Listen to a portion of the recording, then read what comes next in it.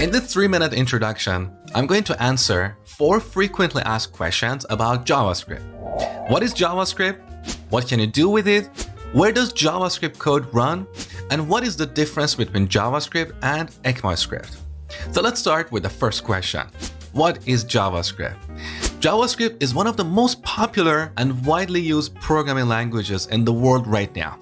It's growing faster than any other programming languages, and big companies like Netflix, Walmart, and PayPal build entire applications around JavaScript.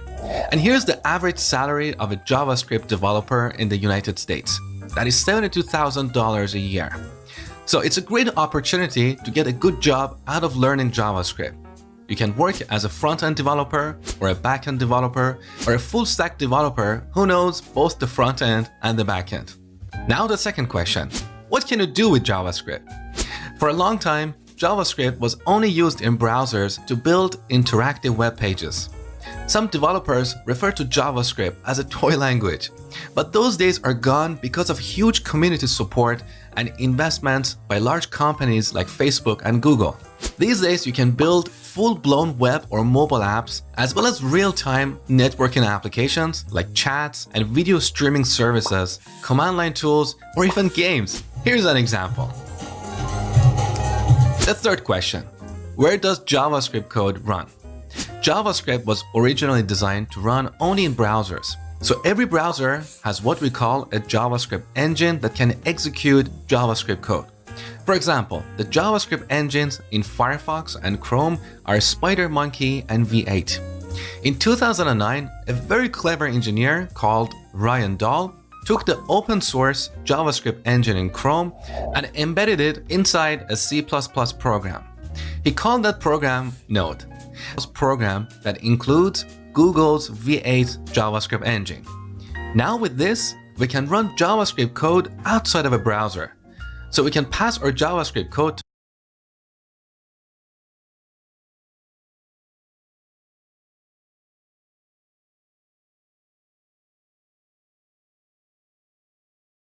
to Node for execution.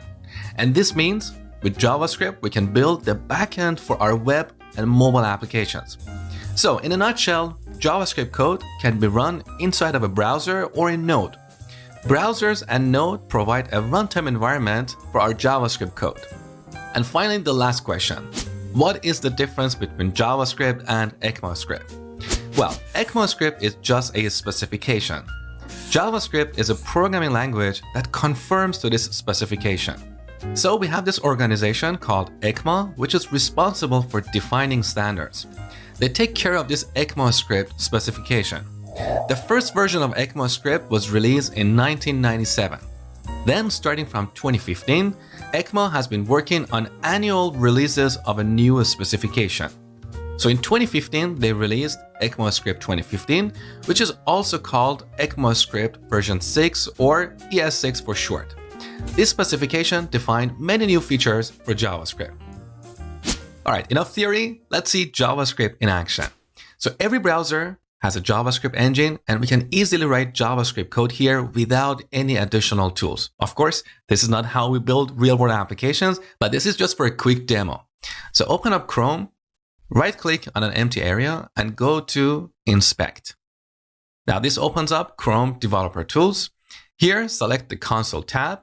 This is our JavaScript console, and we can write any valid JavaScript code here. So type this, console.log, put a single quote here, and then hello world.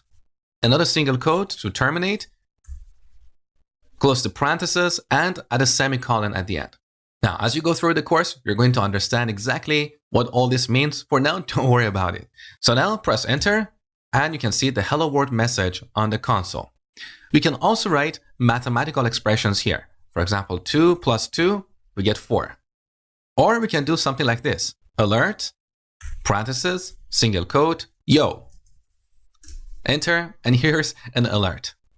In the next lecture, I'm going to talk about setting up your development environment for writing JavaScript code.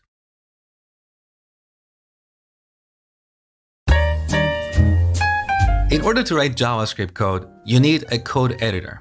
There are various code editors out there, including Visual Studio Code or VS Code, Sublime Text, Atom, and so on. Out of these, my favorite is Visual Studio Code that you can download from code.visualstudio.com. It's a very simple, lightweight, cross-platform, and powerful editor. So if you don't have